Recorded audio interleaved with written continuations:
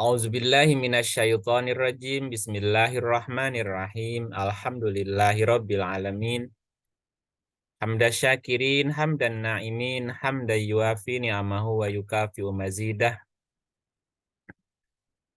Allahumma sholli ala Muhammad wa ala alihi wa sahbihi ajmain. Amma ba'du. Bapak dan Ibu, sahabat-sahabat Peki Ramasinta, saya ucapkan selamat malam ayyuhal mu'minun. Salamullahi alaikum warahmatullahi wabarakatuh. Bicara tentang ilmu bagi manusia atau ilmu yang ada pada manusia, ya, ini masih melanjut diskusi tentang ilmu, ya. Nah, mari kita diskusikan bersama-sama bahwa memang ada orang yang diberi ilmu, ada orang yang diberi ilmu atau manusia yang diberi ilmu. Salah satunya kita lihat di surat 29 ayatnya 49. 2949. Baik. Siapa yang pertama mau baca? Bu Aka boleh, Mbak Ari boleh. Ya. A'udzubillahiminasyaitonirrajim. Bismillahirrahmanirrahim. Surat Al-Ankabut ayat 49. Sebenarnya Al-Quran itu adalah ayat-ayat yang nyata di dalam dada orang-orang yang diberi ilmu. Dan tidak ada yang mengingkari ayat-ayat kami kecuali orang-orang yang zalim. Apa pertanyaannya, Mbak?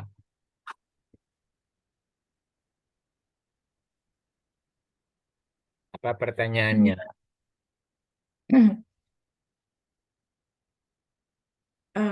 Yang diberi ilmu dan tidak ada yang mengingkari ayat-ayat Allah kecuali orang-orang yang zalim. Iya, ada pertanyaan? Sampai sedalam apa zalimnya, Kang? Sehingga Mereka tidak bisa diberi ilmu. iya, ada 55 karakter zolim.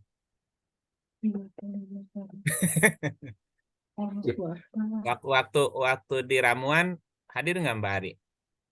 Iya, Nah, Totalnya 315 kan, Kang? 315 ayat. Jadi Nah, kalau dirangkum semuanya sekitar ada 55 karakter zolim. Baru disebutkan sampai 30 ya? Iya.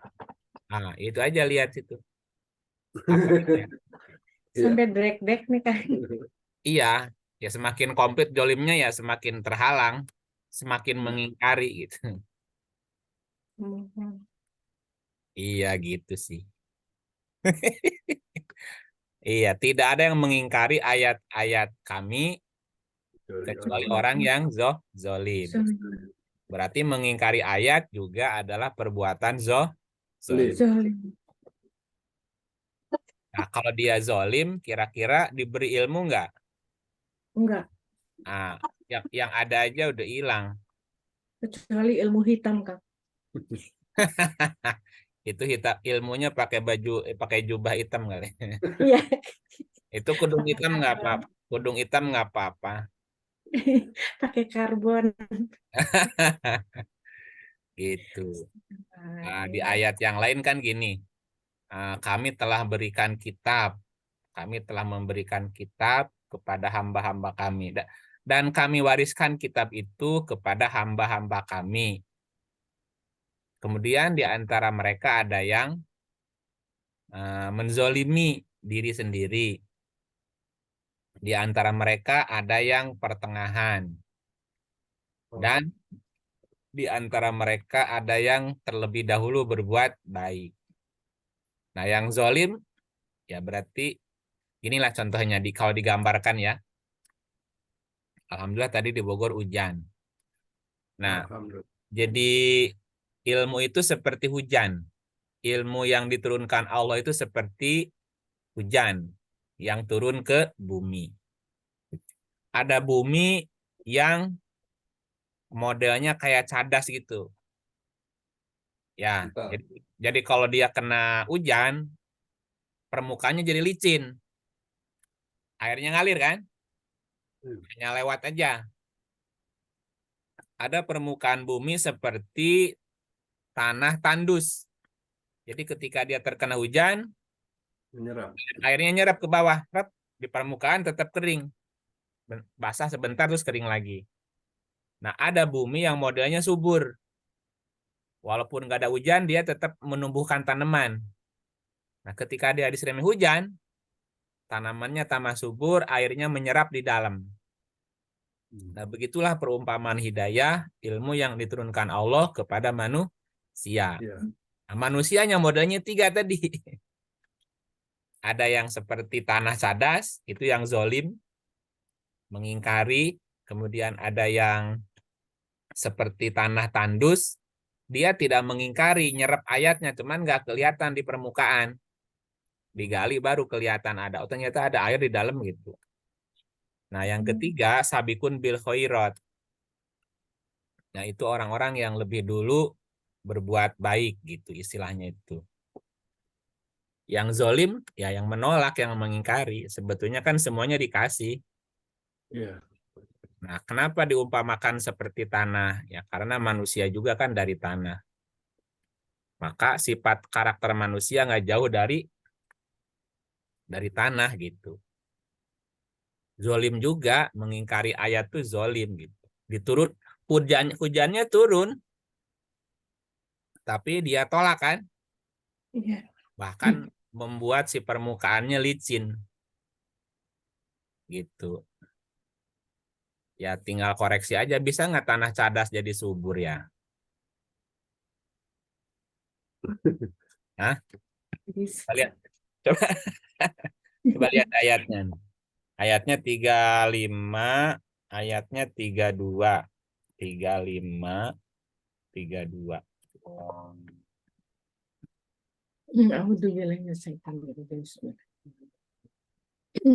Surat Surat Fatir ayat 32.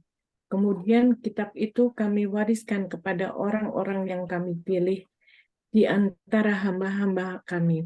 Lalu di antara mereka ada yang menganiaya diri mereka sendiri, dan di antara mereka ada yang pertengahan, dan di antara mereka ada pula yang lebih dahulu berbuat kebaikan dengan izin Allah. Yang demikian itu adalah karunia yang amat besar. Ya. Kemudian kitab itu kami wariskan. Kitab itu kami wariskan kepada orang-orang yang kami pilih di antara hamba-hamba kami. Yang demikian itu adalah karunia yang besar. Tetapi, lalu di antara mereka ada yang zolimun linapsihi, dia memilih jalur gelap. Hujannya turun, tapi dia tolak hujannya, airnya. Ya, zolim itu kan salah satuannya gelap gitu. Terus, dan di antara mereka ada yang pertengahan, nolak tidak, tapi berdampak tidak. Hujannya turun, keserap, tapi tidak, permukaan tetap aja kering kan gitu. Terus, dan ada yang lebih dulu berbuat kebaikan sebelum dia tertimpa hujan, si tanah itu sudah subur. Ya, nah ketika ada hujan, tambah subur dia dan tambah berlimpah sumber airnya di dalam. Nah, pilihannya kan 3 itu aja. Gitu ya. Bari pilih yang mana? Insya Allah yang subur, Yang damai. yang subur lah. Iya, Jangan subur, yang damai dengan pertama. ridho Allah. Iya, begitu. Ya, gitu. Ada lagi pertanyaannya? Udah. Oke. Nah, kalau begitu berarti siapa orang yang coba lihat lagi ayat berikutnya nih. Coba lihat 40, 53. 53 ini 35, 32. Sekarang 40, 53. Dibantu Pak Gatot.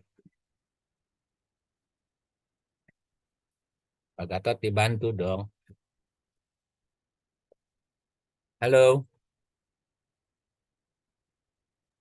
Kayaknya freeze tuh. Wah, ngelek udah Bu Aka. Ya. Bismillahirrahmanirrahim.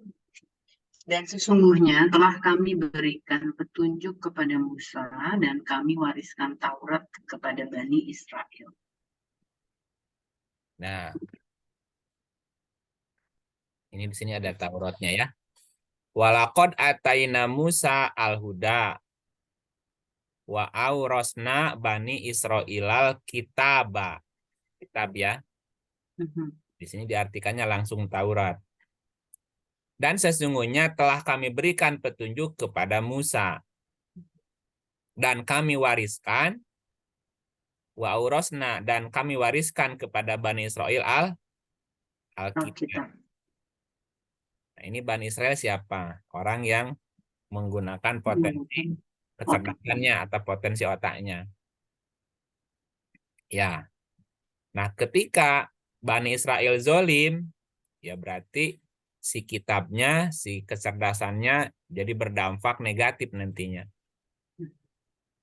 Maka Bani Israel nanti akan membuat kerusakan gitu. Dengan pengetahuannya dia merusak gitu. Bani Israel itu gitu. Orang yang sudah menggunakan potensi otaknya, kecerdasannya, tapi belum mengikuti wahyu. Nah, Bani Israel itu juga punya peluang untuk bisa menerima kitab sebetulnya. Kalau mau ya gitu. Tapi ada kebanyakan mereka tadi memilih fasik tuh bengkok gitu ya. Memilih jalur lain yang apa-apa sih. Yang disebut kebanyakan berarti memang ada juga yang ada. Kalau kita lihat 17 ayat 4 ya. Bismillahirrahmanirrahim. Dan telah kami tetapkan terhadap Bani Israel dalam kitab itu, sesungguhnya kamu akan membuat kerusakan di muka bumi ini 2 kali dan pasti kamu akan menyombongkan diri dengan kesombongan yang besar. Nah, jadi tambah pinter, tambah sombong, tambah tega, tambah ngerusak gitu. Jika orang itu pinter, cerdas, tapi dia tidak tidak menerima kitab atau tidak menerima wahyu atau tidak dibimbing oleh wahyu petunjuk dari Musa gitu. Makanya ilmu juga mesti dibarengin dengan akhlak. Kecerdasan mesti ditemenin sama kejujuran gitu. Nah, Musa kalau dia tidak dapat petunjuk juga tetap golongan Bani Israel. Karena Musa itu juga dari golongan Bani Israel, tapi Musa dapat wahyu, dapat petunjuk gitu. Bawelnya sih sama. Iya, makanya umatnya Bani Israel pada bawel kan. Ketika orang itu bawel, banyak tanya, satu sisi dia menunjukkan orang cerdas gitu. Tapi sisi lain, banyak nanya itu juga ngeles. Iya, ngeles dari petunjuk gitu. Nanya lagi ya gitu. Itu ngeyel. Ujungnya kan jadi ngeyel. Nah, gitu. Dua kemungkinan sih orang banyak nanya itu. Iya, ya tapi orang yang bawel itu secara alamiah memang dia cerdas gitu. Tinggal ditemenin kejujuran aja. Satu itu ya, udah satu, udah berapa ya? 3 ayat nih. Nah, sekarang coba lihat apa tadi ayat pertamanya apa tadi? 29 ya. 2949. 2949. Yang terlihat Bu Aka apa pertanyaannya? Tadinya malah mau nanyanya yang sedikit tidak berhubungan karena tadi Kang Ip awalnya mengatakan ada orang yang diberi ilmu. Oh enggak, ada manusia. Nah sebenarnya berarti orang dan manusia sendiri definisinya beda ya? Lain lah. Lain ya? Orang itu kan sebutan untuk satu sosok. Orang itu untuk satu sosok. Yang dia punya bayang-bayang. Kalau manusia? Ya, manusia sosok yang punya bayang-bayang dan dia sudah mulai punya kecerdasan. Ah, Heeh. ya, ya, ya. Bayang-bayang tapi sudah ada manusia. Hmm. Yang orang punya bayang-bayang tapi belum punya kecerdasan. Jadi kalau disebut kata-kata zolim masih belakangnya orang-orang pasti ya, bukan manusia yang zolim pasti. Iya, Oh, ya. berarti manusia itu tidak menggunakan kecerdasannya. Itu orang ya itu. Orang, kalau Oke. manusia sudah menggunakan, makanya mulai mulai menggunakan Bani Israel. Bani itu kan udah ada anak manusianya. Oh, boleh pakai kata Bani Israel karena sudah ada yang menggunakan kecerdasan, sudah menggunakan Nah, kecerdasan kalau Bani Adam plus plus wahyu. plus Ya, wahyu gitu, ya, ya. gitu. Kira-kira begitu. Iya, terima kasih. Boleh tanya, Kang? Ya kan dari tadi suruh nanya. Tadi kan mental internet ya, Kang. Tadi kenapa mental hilang? Nggak tahu karena apa kameranya nyala kan tadi. Oh gitu. Bilang aja mau ngumpet ya. Ya. Eh, ini kan sebenarnya Al-Quran itu adalah ayat-ayat yang nyata di dalam dada orang-orang yang diberi ilmu. Iya. Berarti semua orang sebenarnya pasti dapat ilmu ini kan, Kang? Dapat ayat. Iya, iya dapat ayat semua. Nah, Tidak ada yang tapi oh dan tidak ada yang enggak, enggak di sini aja.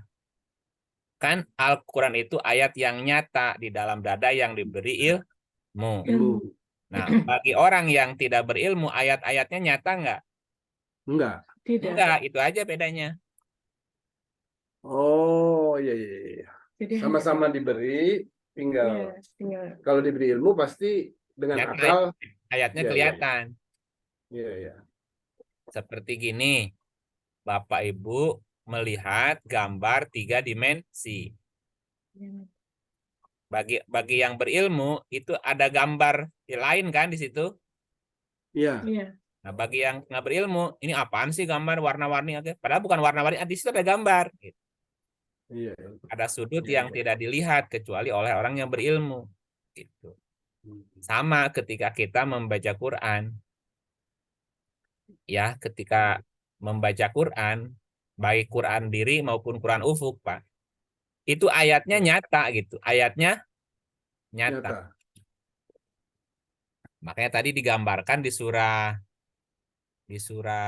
berapa berikutnya tadi? 3523. Eh, 3532 kan? Iya. Gitu. Gitu aja sih bedanya. Bagi yang berilmu itu akan nampak ayat-ayatnya.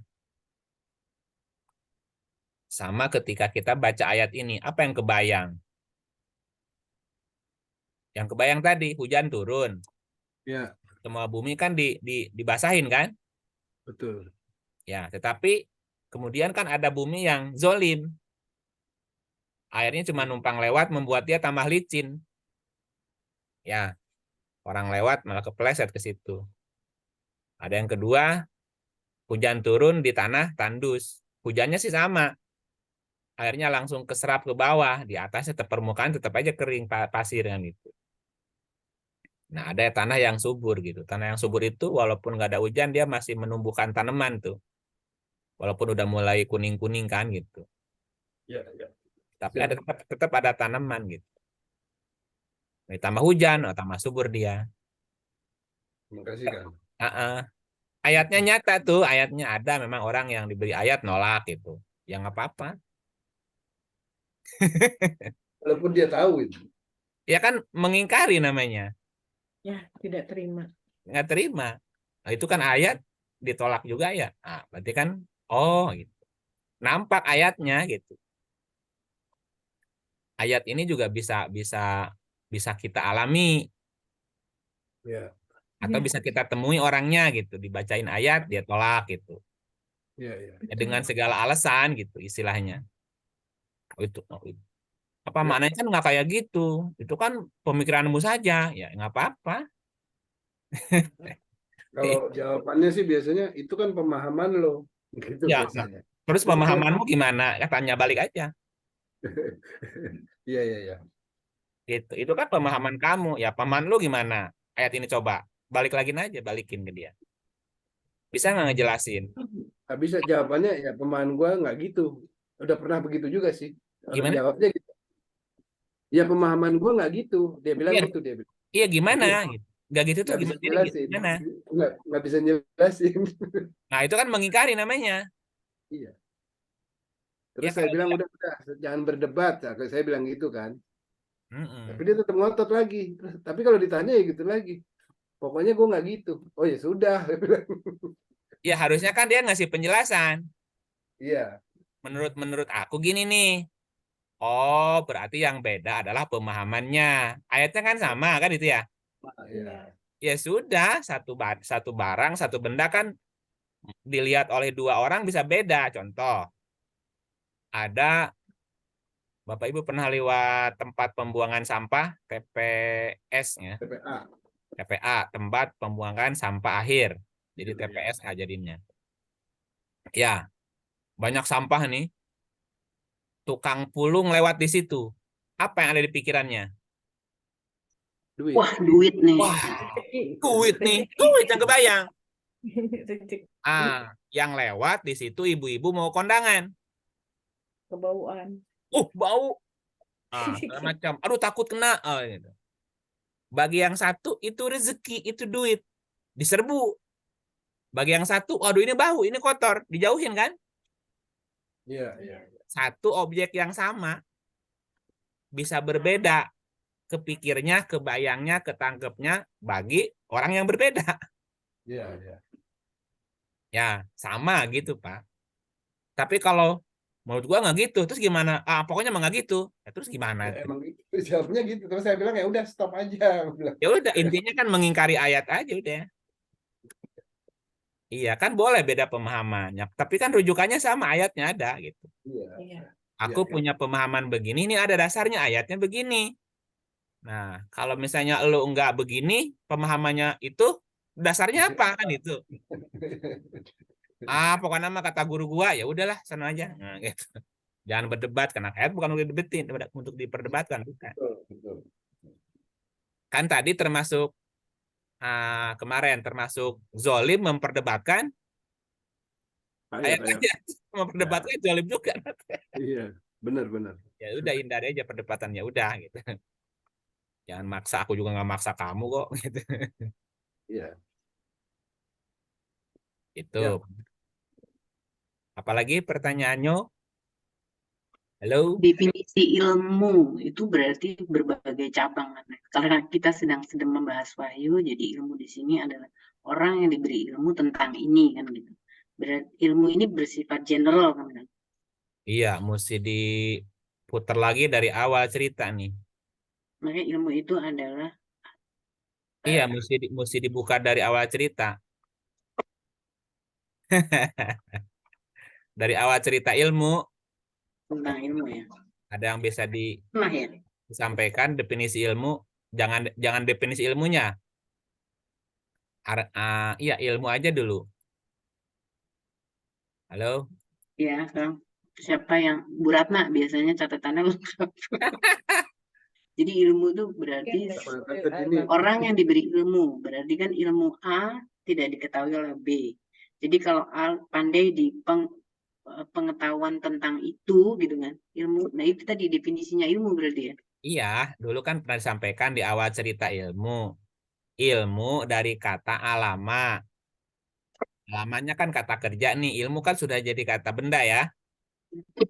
Nah, ilmu dari kata alama. Alama itu berkaitan dengan makna mengecap, Oke. merasakan, mengerti, mengetahui, belajar, mempelajari, mengalir, mengenal, mengajar, memberi tanda, mendidik, memberitahu, memberi alamat, membuat lukisan bagian Bu Aka, terdidik, berkilat di bukit, keterangan, bendera, pemimpin, kepala suku, alamat, bekas. Banyak tuh arti. Enak sekali ya.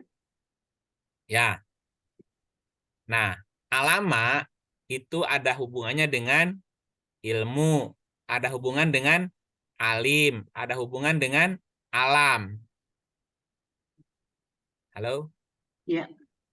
Orang yang diberi ilmu berarti orang yang diberi kesempatan untuk mengecap sesuatu, merasakan sesuatu, mengerti sesuatu, mengetahui sesuatu, belajar sesuatu. Dan itu semuanya juga bisa didapatkan dari alam. Ilmu sama alam kan sama hurufnya, ain, lam, dan mim kan? Iya. Iya. Nah, berarti alam ini juga adalah sumber ilmu. Orang yang mengerti alam berarti dia orang yang berilmu. Ilmu. Gitu. Karena antara alam dan ilmu itu satu akar kata. Nah, Allah adalah al-ilmu. Allah adalah ilmu itu sendiri. Sendiri. Makanya Allah punya sifat ilmu. Jadi ilmu itu sifatnya Allah gitu. Jika Allah itu adalah kenyataan sebagai sebuah realitas, berarti di dalam setiap kenyataan realitas ada pengetahuan. Ada pengetahuan, ada ilmu. Gitu. Orang yang diberi ilmu berarti orang yang diberikan secercah sifat-sifat Tuhan. Sehingga dia bisa mengerti tentang alam itu. Nah, di alam itu kan banyak komponen. Makanya ada alam semesta. Nah, alam semesta itu kan berarti segala makhluk, semua benda yang ada gitu kan, yang wujud di mata kita, yang terdengar oleh telinga kita gitu ya, dan seterusnya, yang bisa dikecap gitu, bisa diencap, dicium, diraba gitu. Ya kira-kira begitu kalau dari definisinya ya. Definisinya. Terima kasih Kang Iit. Udah? Itu karena bayangan saya ilmu itu seolah-olah tidak dapat melalui pendidikan formal, ada jurnalnya, penelitian, tidak harus begitu. Ternyata kan banyak sekali maknanya berkaitan Iya. mengecap, merasakan dari rasa aja, kita dari rasa yang berulang, misalnya pengalaman yang berulang itu bisa jadi ilmu pengetahuan yang kita dapat gitu. Iya, kenapa nggak mau main api? Karena pernah merasakan panasnya api. Itu kan juga ilmu gitu. Iya. Terima Nah, kasih. melukis juga ada ilmunya. Iya betul. Ilmunya pakai rasa.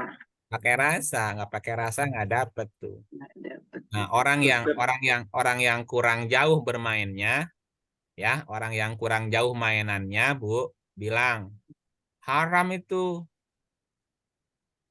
Iya. Kurang jauh mainannya dia, Kurang punya rasa berarti. Ya sudah, nggak apa-apa. Berarti dalam arti semua orang kan punya ilmu. Secercah ilmu dari Allah tadi itu berarti ya. Bagian dari keseluruhan ilmu Allah. Jadi Iya, semua orang dikumpulin pun dengan ilmu-ilmu itu semua, masing-masing punya ilmu, itu pun masih belum ada apa-apanya dengan ilmu Allah berarti. belum. Kan ada yang frekuensi kosong dan sebagainya, gaib itu kan berarti ilmu yang ya kita nggak tahu apa-apa lah intinya itu kan. Kan gambarannya gini, kan. Ilmu itu kan sifat Allah, ya. Iya. Ilmu itu sifat Allah atau pengetahuan Allah gitu. Allah itu punya sifat berpengetahuan, berilmu. Dan ilmu tadi berkaitan dengan banyak hal kan. Ya. Berkaitan dengan alam juga gitu. Karena setiap realitas adalah dia gitu. Nah, kalau Allah itu al-ilmu, ilmu itu hanya milik Allah. Al-ilmu indallah. Innamal ilmu indallah, sesungguhnya ilmu itu hanya ada di sisi Allah. Kalau diumpamakan begini, Ini suratnya 3127. Diumpamakannya gini kan. Bismillahirrahmanirrahim. Dan seandainya pohon-pohon di bumi menjadi pena dan laut, ditambahkan kepadanya 17 lagi sesudah keringnya, niscaya tidak akan habis-habisnya kalimat Allah. Sesungguhnya Allah Maha Perkasa dan Maha Bijaksana. Habisnya. Seandainya pohon-pohon di bumi menjadi pena. Satu pohon jadi berapa pensil, Bu? Wah, Itu banyak banget. kalau Kakak kalau melukis ada pensilnya nggak? Kasih buat Ada. sketsanya dulu kan? Nah, satu pohon jadi berapa pensil? Satu pohon, kalau sketch aja kita pakainya satu pensil aja sih. Satu lukisan cukup satu pensil. Kalau sketch ya kan. Habis Tapi nggak? kalau buat melukis beneran, banyak sekali. Banyak pensil. Banyak. Kalau satu pohon dibikin pensil jadi berapa pensil? Satu pohon beneran nih maksudnya. Pohon beneran Oh ya, banyak banget orang. kayak banyak banget lah. Ini semua pohon jadi pensil, jadi berapa banyak pensil itu? Berpensil-pensil maksudnya. Seandainya pohon-pohon di bumi menjadi pena dan laut menjadi tinta. Bayangkan nggak? Kebayang nggak? Nggak mau ini ya. Ya, dibayangin ayat ufuknya dulu. Mhm. Yang tapi nggak kebayang jumlahnya. Iya, kebayang banyaknya kan? Mhm. Iya. Iya. Semua pohon di bumi jadi penanya, lautan jadi tintanya. Dulu kan orang kalau menulis kan pakai pakai tinta kan? Iya. Celupin. Nah, tulis celupin. Yang kebayang sekarang gini, untuk membuat fotokopi ngeprint satu rim kertas butuh berapa gram tinta? Ada tukang fotokopi nggak di sini? Ngeprint satu rim kertas tuh butuh butuh tinta berapa gram? Banyak pastinya. Ya, Satu berapa botol gram? lebih lah itu. Sebotol lah ya. Sebotol satu satu rim habis ya. Iya. Ya sebotolnya kan bukan botol 1 liter. Botol, botol kecil kan? Mhm. Nah, kalau dibayangkan nih, sekarang tinta tinta selautan dijadikan lautannya dijadikan sebagai tinta. Itu kira-kira jadi berapa rim kertas tuh tulisannya? Berim-rim lah jelas. Berim-rim. Itu buku ditumpuk sampai ke bulan kayaknya. Dan ini kan Allah memberikan sebuah ilustrasi. Seandainya pohon di bumi menjadi pena dan laut menjadi tinta. Ditambahkan kepadanya 7 laut lagi sesudah kering. Jadi plus 8 laut. Niscaya tidak akan habis ditulis kalimat Allah. Kalimat Allah. Berarti ini berkaitan dengan ilmu kan? Mhm. Kalimat Allah tidak akan habis ditulis 7 lautan sebagai Tinta. tinta. Sekarang gini, tulis atau sebutkanlah apapun realitas yang ada di alam semesta. Ayo, tidak akan habis tuh itu realitas itu. Iya, iya. Tidak terhingga. Karena tak terhingga. Satu itu. Yang kedua di surat 18 ayatnya 109.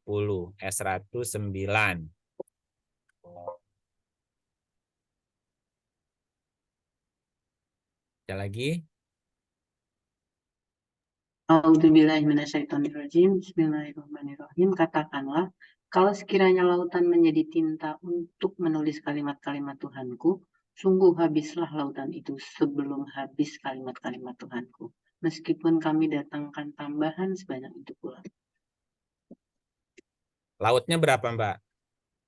Lautnya tadi 7 ditambah 7 Ya, yang lah. ini, yang ini. Oh. Lautan menjadi tinta langsung habis lautan di sebelah mereka. Meskipun kami datangkan tambahan sebanyak itu 7. Oh, coba baca lagi. Kalau sekiranya lautan menjadi tinta untuk menulis Hmm. kalimat-kalimat Tuhan, sungguh habislah lautan itu sebelum habis kalimat-kalimat Tuhan. Meskipun Berapa satu, lautnya berapa? ditambah 1, Jadi berapa lautnya? 8. 2. 2. Sungguh Mbak habislah Akama lautan itu. gitu, Mbak Akama pura-pura tidak. Kayak jangan gitu dong. Hmm. Jadi lautnya berapa di ayat ini? Lautnya 1 ditambah 1 lagi gitu, jadi 2. Jadi 2. Saya Ya, nyampe sama yang tadi. kan beda ayat Iya, iya, iya. dan beda kalimat. Coba perhatikan. Kalau sekiranya lautan, satu kan, menjadi tinta untuk menulis kalimat Tuhanku. Menulis apa? Kalimat-kalimat Tuhanku. Kalimat Tuhan ya. Iya. Habislah lautan itu sebelum habis ditulis kalimat Tuhan, meskipun ditambahkan, didatangkan tambahan sebanyak itu. Banyak itu. Berarti jadi 2. 2 lautan tidak cukup menulis kalimat Allah. Kalimat Tuhan beda. Iya. Oh, kalimat Tuhan. Iya, iya, iya. Jangan ngarang ya. Jangan ngarang. Kalimat Robi. Tuhan. Kalimat Robi, bukan kalimat Allah. Masa nggak bisa baca Arabnya, Kang? Ya, ini terjemahannya kalimat Tuhan, Terjemahannya Tuhan. Iya, iya, iya. bukan kalimat Allah. Nah, di surat 31:27 kalimat apa? Kalimat Allah. Kalimat Allah. Nggak usah baca Arabnya. Kalimat Allah tidak habis ditulis. Halo? Dengan 7 lautan ditambah 7 lautan. Gimana nih kacau ini. Ini kayaknya ngantuk nih kayaknya deh. Untuk ini mah kalimat Allah nih. Kalimat Allah tidak akan habis ditulis dengan Maksudnya 8 lautan. Ini gimana nenek-nenek, ampun dah. jangan nyebut nenek-nenek dong, Kang. Ya kan cucunya 2. Iya, benar, benar, benar. Betul. Kan cucunya 2. Ya. Gitu. Nini apa nenek? Nini. Ini Ya, gitu Nini. Kalimat 8 lautan untuk kalimat Allah. 8 laut untuk kalimat Allah. 8 laut tidak akan kalimat Allah tidak habis ditulis Tidak habis. 8 laut. Laut, ya. Kalimat Tuhan tidak habis ditulis dengan 2 laut. Nah, kenapa kalimat Allah 8 laut, kalimat Tuhan 2 laut? 2 laut. Karena Allah adalah kenyataan realitas, kalau Rob hukumnya Jadi terbatas. 8 realitas cukup dengan 2 laut. Apa realitas cukup dengan 8? Yang kali realitas kan Allah. Dan 2 ya, hukum. berarti 8 banding 2. 8 realitas, 2 hukum.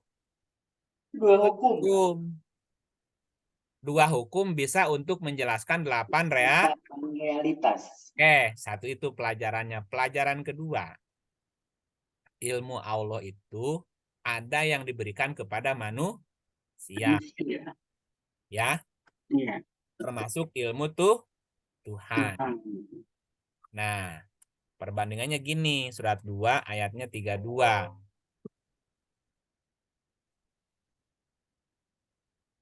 Halo? Lalu, lanjut ya. Bismillahirrahmanirrahim. Mereka menjawab, Maha suci Engkau, tidak ada yang kami ketahui selain dari apa yang telah Engkau ajarkan kepada kami. Sesungguhnya Engkaulah yang Maha mengetahui lagi Maha bijaksana. Oh, Maha tahu. Aku mana tahu. Halo? Bagus tukang begitu dong. Engkau maha tahu, aku mana tahu. Gitu. Lebih mudah dipahami dengan ayat ini pakai kalimat itu. Engkau maha tahu, aku mana tahu.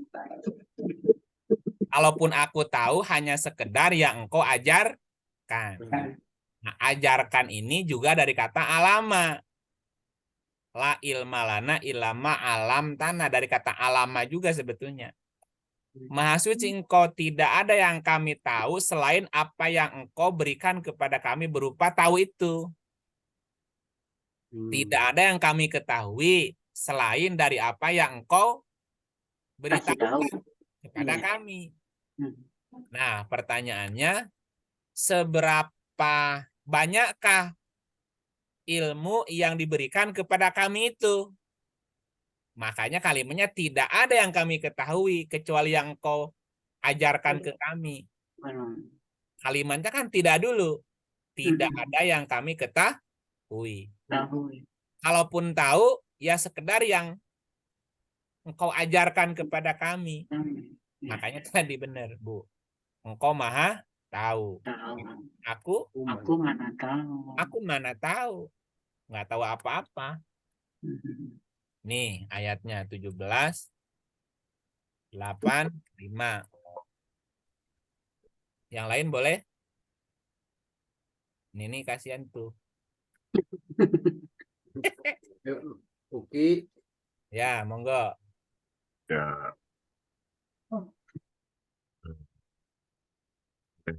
Ibrahim. Dan mereka bertanya kepadamu tentang roh. Katakanlah roh itu termasuk urusan Tuhanku. Dan tidaklah kamu diberi pengetahuan melainkan sedikit. Ya, ruh itu termasuk urusan Tuhanku. urusan Tuhan apa urusan Allah? Urusan Tuhan. Berarti kalau Robi kan berarti hukum sebab Akibat. di alam semesta. Nah, Oke. Tidaklah kamu diberi pengetahuan tentang ruh, tentang urusan Robi, melainkan sedikit. Nah, sedikit itu perbandingannya gimana? Nih, saya umpamakan begini. Pengetahuan kita yang sedikit ini, seperti kita mencelupkan telunjuk ke laut. Terus diangkat lagi. Lautnya keangkat nggak, Pak? enggak. Yang keangkat berapa banyak tuh airnya? Tetes. Setetes, oke? Satu tetes dibanding dengan berapa laut? Berapa laut tadi? Laut. Ya, Robinya tadi berapa laut? 8. Dua.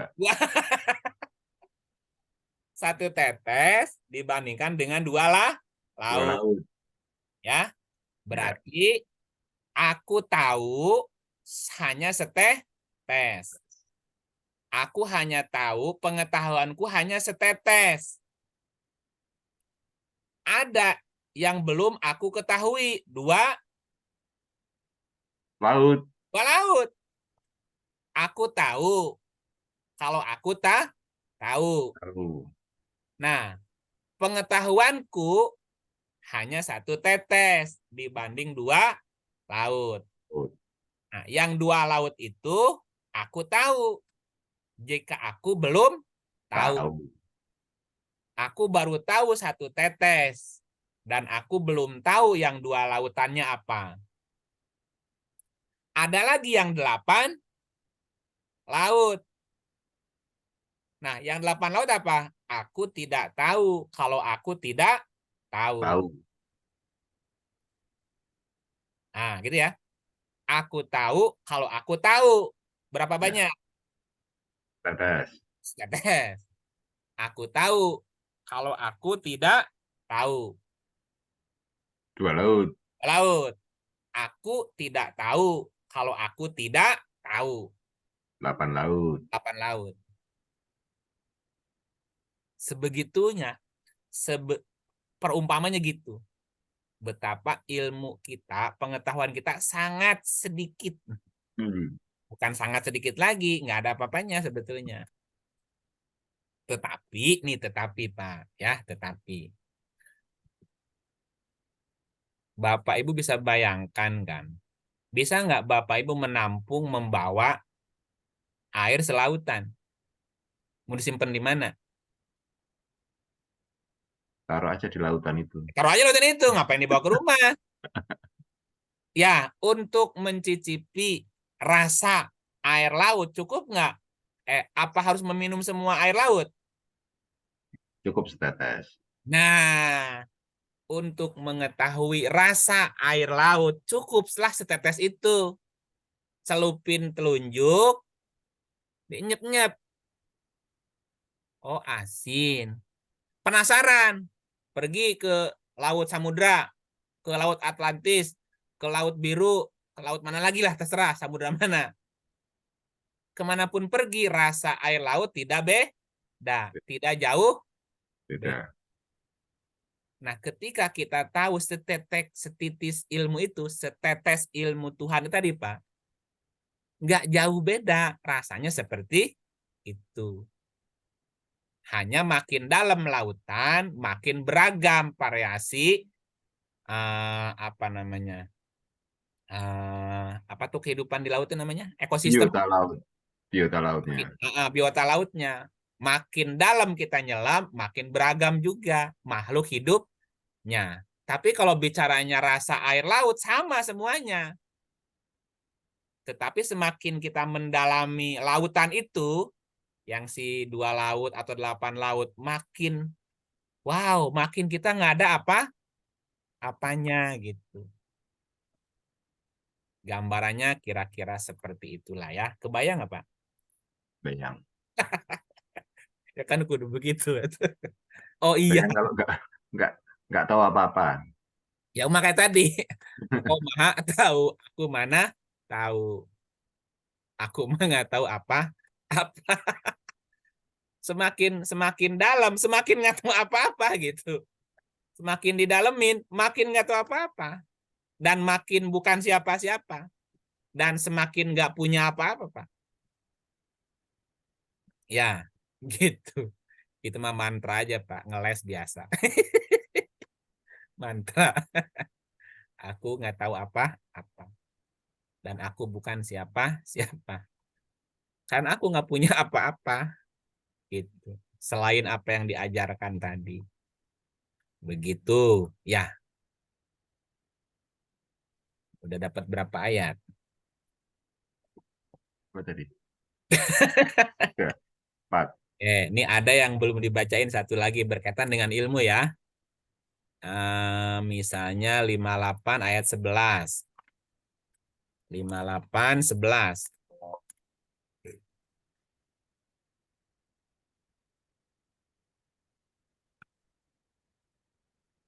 Silakan. Boleh yang lain? Yang lain tuh siapa ya? Kemudian Ada. ada Raffi, Saya Kang Ip. Ada. Tante Dini. Silakan berdiri. Oke. Bismillahirrahmanirrahim. Hai orang-orang beriman, apabila dikatakan kepadamu, berlapang-lapanglah dalam majelis, maka lapangkanlah. Niscaya Allah akan memberi kelapangan untukmu. Dan apabila dikatakan berdirilah kamu, maka berdirilah. Niscaya Allah akan meninggikan orang-orang yang beriman di antaramu dan orang-orang yang diberi ilmu pengetahuan beberapa derajat. Dan Allah Maha mengetahui apa yang kamu kerjakan. Ini kalimatnya ya. Ya. Allah akan meninggikan orang-orang yang beriman di antaramu dan orang-orang yang diberi ilmu. Beberapa derajat. Jadi orang yang diberi ilmu derajatnya lebih tinggi. Ya. Apa yang muncul di benak Mas Rafi? Pertanyaannya. Atau kesimpulannya?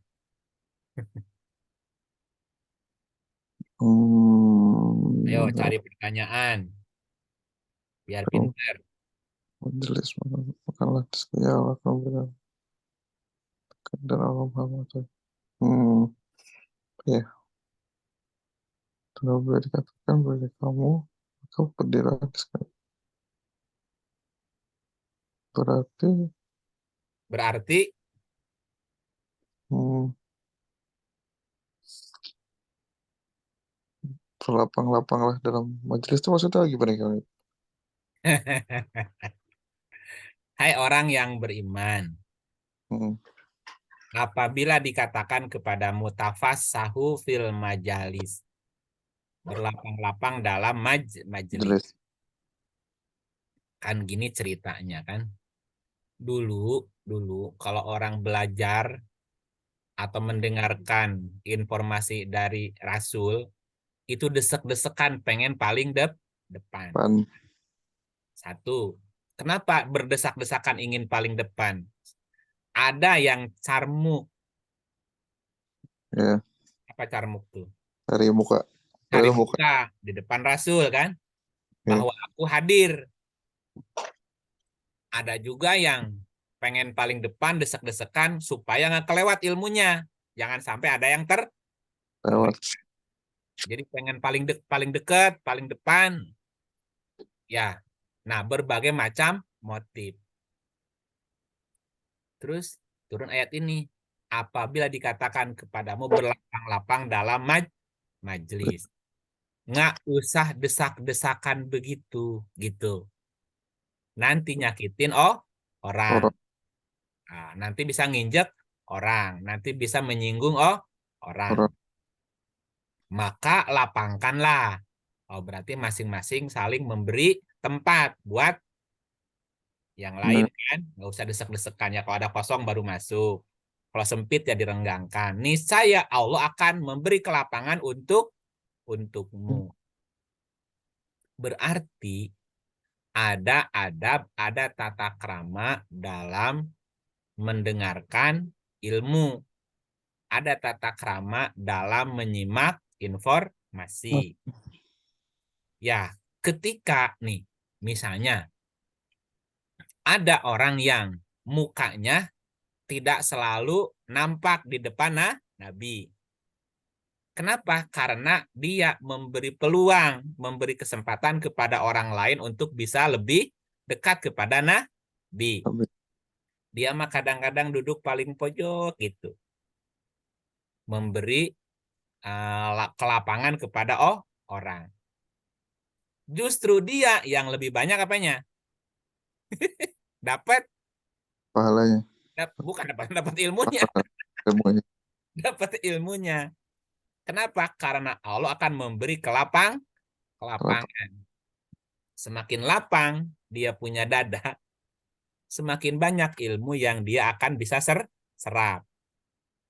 Bahkan ada ilmu yang dia terima, yang orang lain nggak terima gitu. Paham maksudnya ya? Ya. Ya. Kan gini, ini misal Pak. Misalnya. Tapi ini ada baik, ada baik, ada nggak baiknya sih. Plus minus lah. Misalnya, ini kan majelisnya majelis online ya. Ya. Bukan majelis Offline kan. Ada katakanlah majelisnya majelis offline. Ada orang yang maaf misalnya selalu ingin cari muka. Duduk paling depan dengan niat biar ke absen terus bahwa saya hadir, bahwa saya rajin. Ada orang yang justru sebaliknya dari itu, nggak pernah mau kelihatan mukanya. Kadang duduk paling belakang gitu. Ini sih plus minus sebetulnya ya. Plus minus. Kembali ke niatnya masing-masing. Jadi kalau misalnya ada yang over, ingin selalu mendominasi. Pas bagian baca dia mendominasi, bagian nanya dia mendominasi, bagian apa-apa mendominasi. Kadang-kadang tidak, tanda petik, tidak memberi kesempatan kepada orang lain. Ya, Misalnya kata Pak Gatot, oh silakan Mas Toto. Ngasih kesempatan kan? Ya. Gitu. Ya kalau disuruh baca, enggak diam aja gitu. Ada yang mendominasi gitu. Ada yang ya kalau disuruh saya akan baca, enggak ya nggak apa-apa gitu. Nah itu kan kembali ke motivasi niat masing-masing. Semakin kita punya hasrat untuk mendominasi, berarti kan mempersempit Yang lain. orang lain untuk bisa eksis gitu. Semakin kita memberi kelapangan ke orang lain, justru di situ rahasianya gitu. Allah akan memberi kelapangan. Ya, ketika dilapangkan dadanya, nah di situ nanti ayatnya akan lebih banyak yang dia serap. Misal nih ayatnya ya, keluarin lagi. Surat 7 ayat 2. Lanjut, Kang Ip. Lanjut. Bismillahirrahmanirrahim. Ini adalah sebuah kitab yang diturunkan kepadamu. Maka janganlah ada kesempitan di dalam dadamu karenanya, supaya kamu memberi peringatan dengan kitab itu kepada orang kafir, dan menjadi pelajaran bagi orang-orang yang beriman. Jangan ada kesempitan di dalam dadamu. Haruslah lapang. Pang.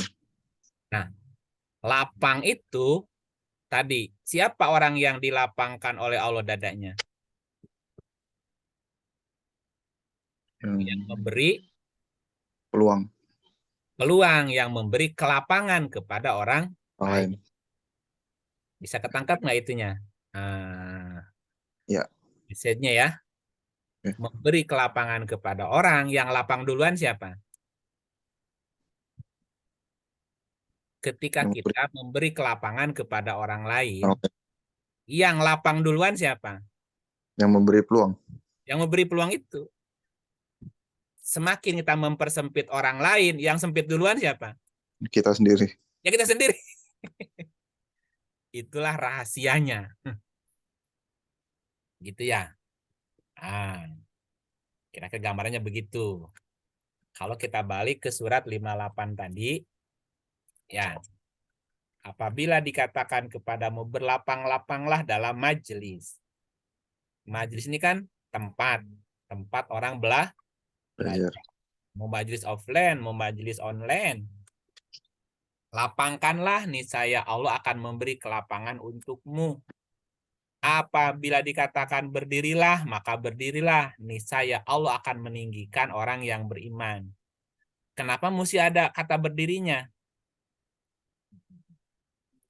Bayangkan majelisnya majelis offline. Orangnya banyak, desek-desek kan. Untuk memberi kelapangan ke orang, dia ngebela-belain apa? Ngebela-belain dia mesti berdiri loh, bayangkan. Iya. Dan dia tidak punya lahan, tempat untuk bisa duduk. Pegel nggak kira-kira? Lumayan. Ya kalau pengajiannya 2 jam, dia berdiri 2 jam, bayangin aja tuh. Karena udah nggak bisa duduk lagi, saking banyaknya desakannya tadi. Nah, dia ngalah berdiri. Nah, maka berdirilah. Semakin besar pengorbanan kita memberi peluang ke orang lain. Nah, di situ ada kalimat, niscaya Allah akan meninggikan. Karena orang yang berdiri posisinya lebih tinggi dibanding orang yang duduk. Nyaman duduk apa nyaman berdiri ngajinya? Nyaman duduk. Nyaman duduk. Oke ya. Ketika kita memberikan peluang ke orang untuk bisa nyaman, kita sendiri nggak apa-apa, pegel-pegel deh. Nah, disitulah secara itu aja berdiri kan lebih tinggi kedudukannya. Niscaya Allah akan meninggikan orang beriman di antaramu dan orang yang diberi ilmu, pengetahuan beberapa derajat. Berarti apa karakter orang yang diberi ilmu pengetahuan yang tinggi derajatnya? Karakternya berlapang. Apa? Berlapang. Berlapang-lapang apa memberi kelapangan? Memberi kelapangan. Nah, memberi kelapangan kepada orang lain dan memberi kemudahan kepada orang lain. Lain. Semakin diberi ilmu, dia semakin rendah hati. Itu sama aja kayak sabar nggak sih, Kang? Ya, Sama aja juga kayak sabar nggak sih? iya, orang itu nggak sabar karena dia tidak berilmu. Oh. Kenapa banyak orang nggak sabar? Karena dia nggak punya ilmu. Semakin orang berilmu, semakin Sabar. sabar. Semakin nggak sabar, menunjukkan dia semakin Nggak sabaran. Nggak berilmu. semakin nggak berilmu. Gitu sebetulnya. Ya, itu ada di kisah Nabi Musa. Bagaimana kamu sabar untuk sesuatu yang kamu nggak punya ilmu? Berarti sabar itu juga butuh ilmu. Karena orang nggak berilmu, jadi nggak Sabaran. sabar. Nggak sabaran. Nggak sabaran. Nggak sabaran itu berarti kurangnya Kurang ilmu. ilmu. 18:68. Ini ayatnya. 18:68.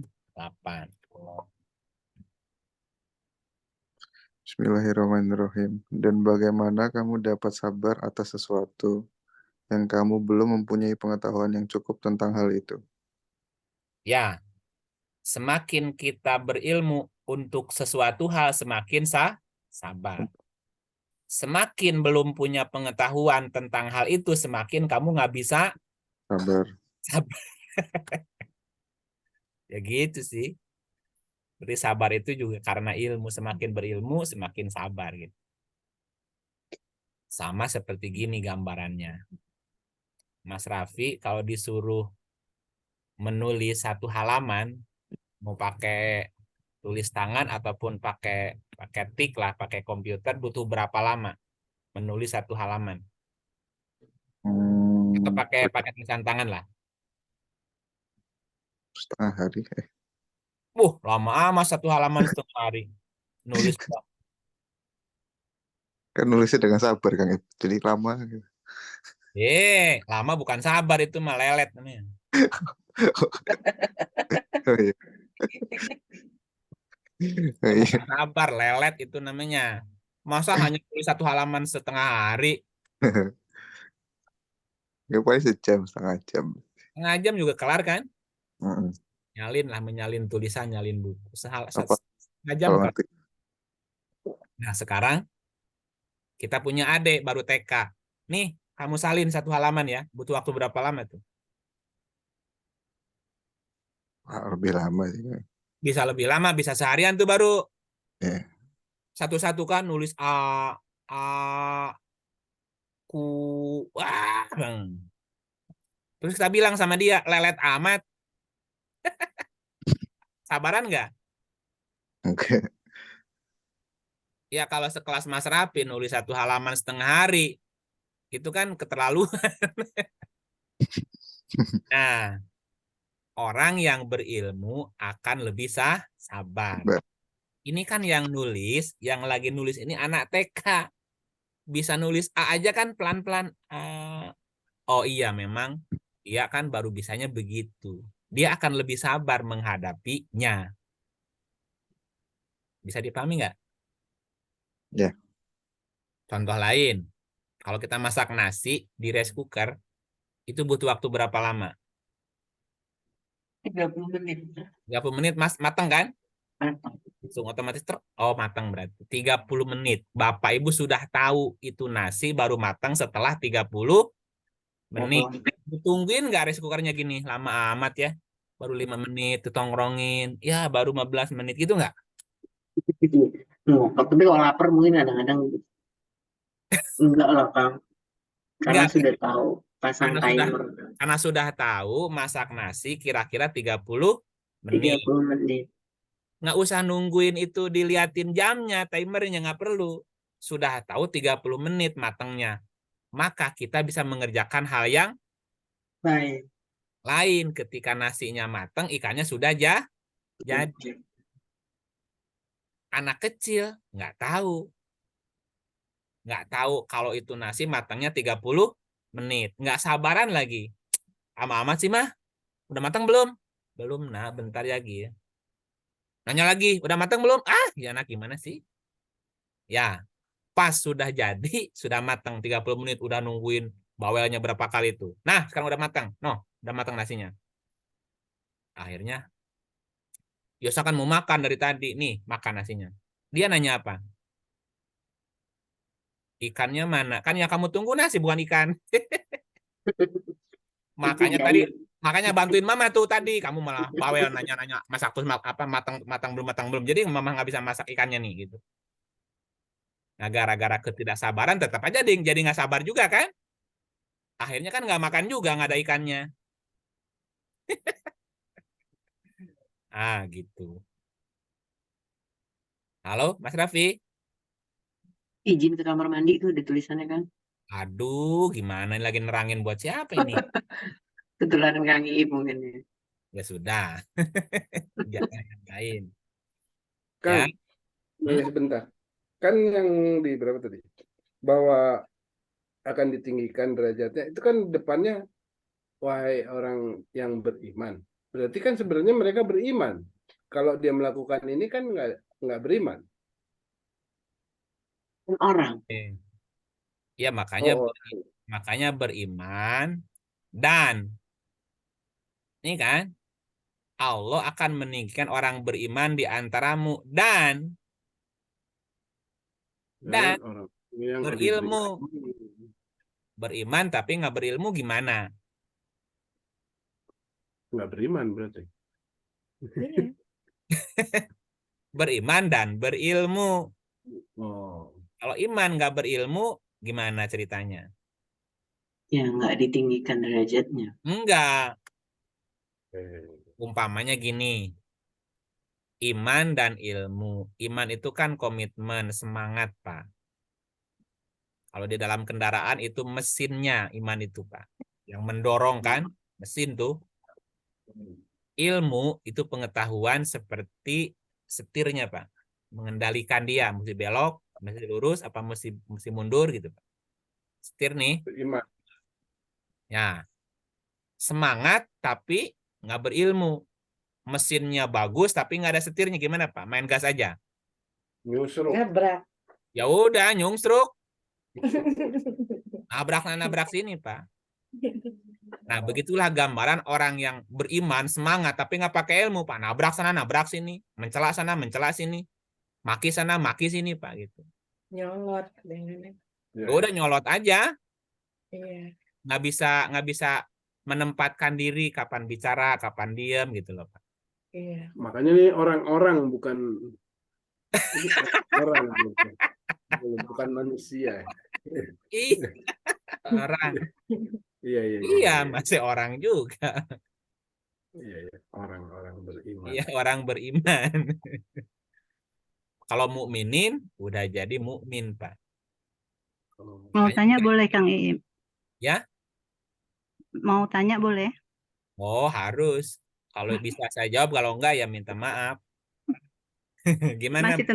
Masih tentang ayat ini. Hmm. Saya berpikirnya tadinya sangat nggak apa namanya, maksud saya agak mungkin terlalu sederhana atau bagaimana ya, karena yang penting kita hadir dalam suatu majelis gitu. Jadi kita diharapkan rajin untuk menghadiri majelis taklim gitu, Ya, ya. sehingga akan diberi ilmu. Itu aja Kang Iip. Jadi nggak terpikir apakah itu berdesak-desakan atau tidak, kemudian kita memberi kelapangan kepada orang lain atau tidak. Saya tidak berpikir sampai ke situ. Oh gitu. Nah, sehingga kan kadang-kadang kan malahan saya lebih kepada malu, jadi ingin di belakang atau datang ke belakangan sehingga di belakang. Oh, jadi di belakangnya bukan karena memberi kelapangan ya? Ya, misalnya seperti itu. Jadi yang penting saya hadir gitu. Nah, kan Ya. kalau misalkan nggak hadir itu kan selain misalnya memang ada apa namanya kendala atau ada juga rasa malas misalnya. Nah, itu yang kita tidak punya kelapangan untuk hadir dalam majelis. Makanya ini menjadi apa namanya, harusnya kepada kita harus lebih rajin datang kepada majelis pengajian misalnya untuk supaya diberi ilmu. Saya hanya berpikirnya cuma sampai di situ nih Kang Iip, tapi ini lebih jauh lagi ya. Iya, iya. Itu offline maupun online. Iya kan gini Bu, sangat sesuatu yang berbeda. Misalnya ibu semangat hadir di majelis, ya kan saking semangatnya selalu datang duluan. Nah, kenapa ingin datang duluan biar dapat tempat di depan gitu kan? Ya, Nah, sangat berbeda dengan datangnya belakangan aja. Kenapa kalau datang duluan disuruh duduknya di depan? Saya maunya di belakang. Kan berbeda dengan orang yang pengen datang duluan supaya duduknya paling duluan, terus dia memberi kelapangan kepada orang lain, ngebela-belain dia duduk di belakang sampai berdiri kan gitu Bu. ya, Kan sesuatu yang berbeda kan gitu. Karena begini, ya belajar itu bukan nggak bisa sih, kurang baik jika kita asal datang, yang penting datang aja, di belakang juga nggak apa-apa. Bukan begitu motifnya. Belajar tuh ya harus semangat. Jika bisa datang duluan. Karena kalau datang duluan suruh di depan, makanya saya pilih datang belakangan biar duduknya di belakang. Itu berbeda. ya karena saya berpikirnya nggak mikirin mau datang awal atau belakangan, tapi katakanlah belakangan itu bukan disengaja, tapi misalnya datang duluan pun juga saya suka malu kalau di depan, jadi mendingan malu di depan gitu. Ya malu sehingga atau enggak cari tempat yang lebih ngumpet, lebih nyaman, misalkan yang bisa lebih selonjor atau bisa sandaran gitu ya. Ya seperti itu. Jadi apa namanya, saya tidak terpikir mau ya kalau misalkan ada orang mau di depan silahkan mau di depan.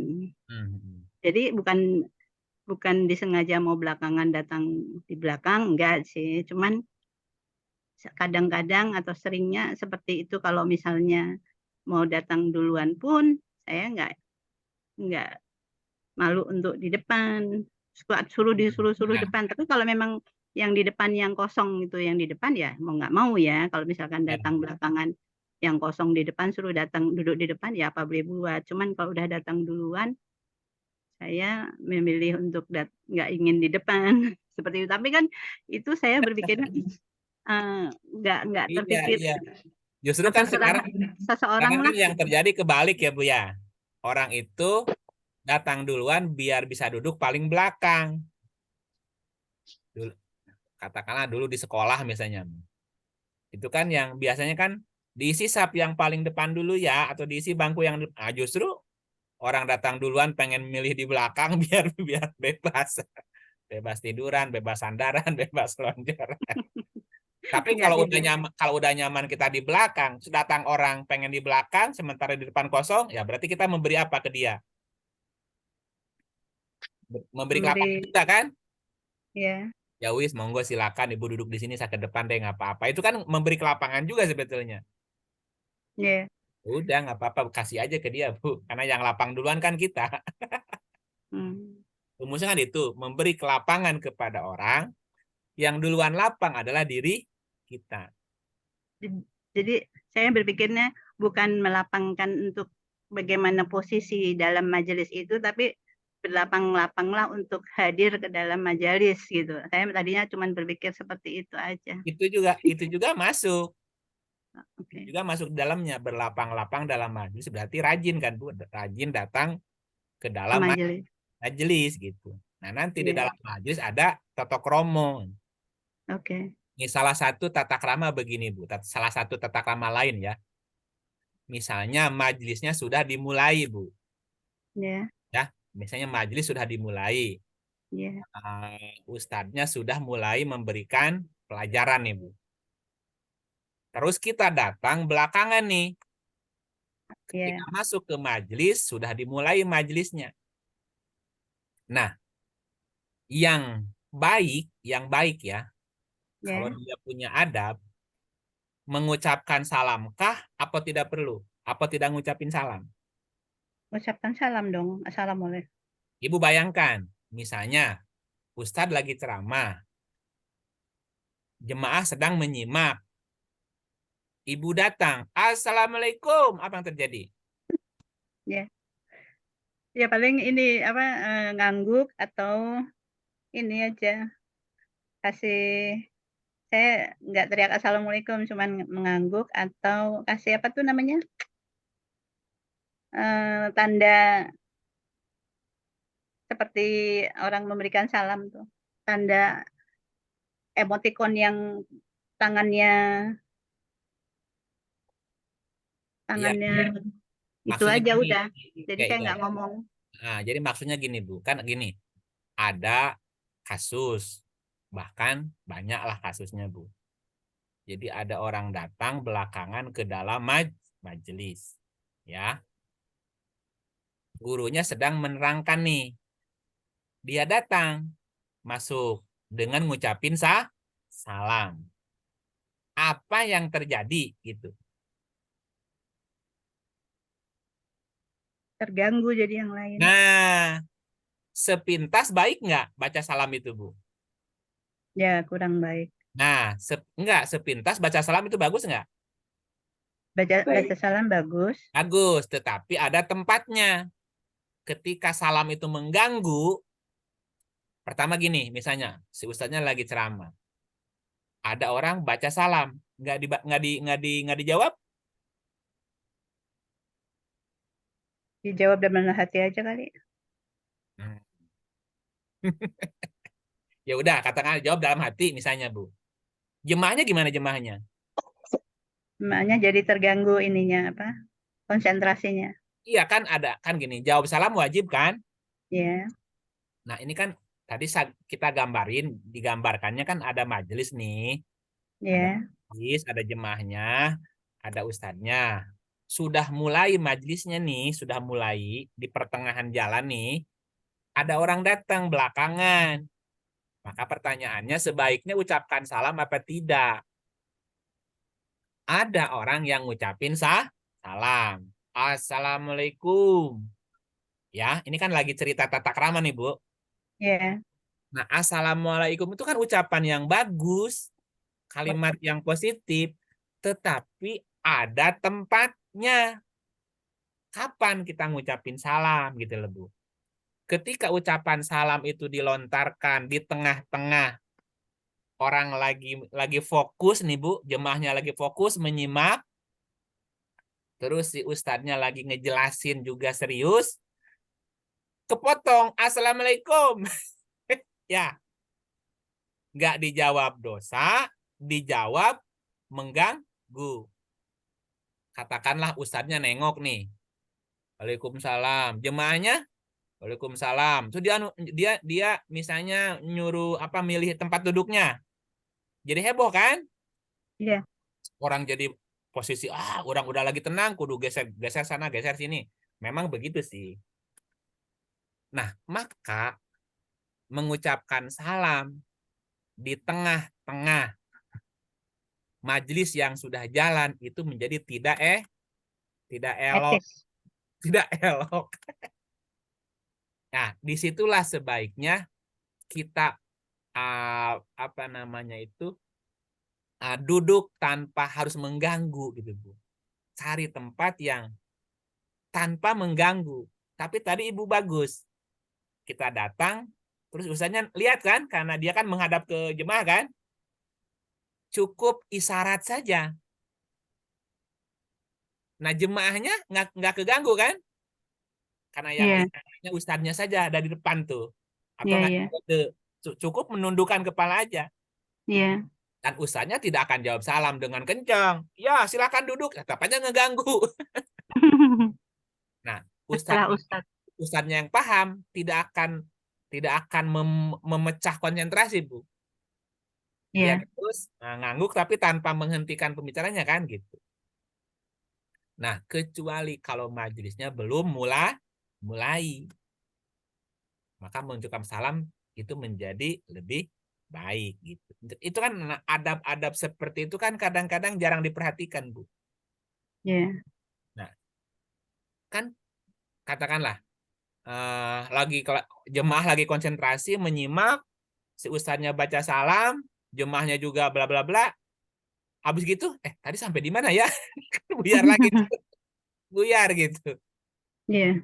Nah, ini juga termasuk ke dalam adab, Bu. Iya. Iya, bagi si jemaah lain yang sudah ada di tempat memang harus memberi kelapangan kepada orang yang baru datang. Tapi orang yang baru datang juga mesti tahu diri gitu. Ya karena datangnya belakangan, ya kalau dapat tempat paling belakang ya wajar lah kan itu ya. Iya. Jangan kemudian nyeret-nyeret menyingkirkan orang yang sudah duduk di tengah, udah duduk belakangan gitu. Duluan gitu. Iya. Karena mentang-mentang dia orang penting, orang besar, atau pejabat datang belakangan, terus menyingkirkan orang yang sudah datang duluan gitu. Dia pengen paling depan kan nggak nggak elok lah gitu. Iya. Kira sih begitu. Itu kan masalah kelapangan dada. Walaupun saya pejabat, orang penting, karena datang belakangan, ya udah duduk paling belakang. Iya, kecuali penceramahnya. Karena masih ke depan dia mah. Iya. Gitu. Nah, Ya, terima kasih Kang.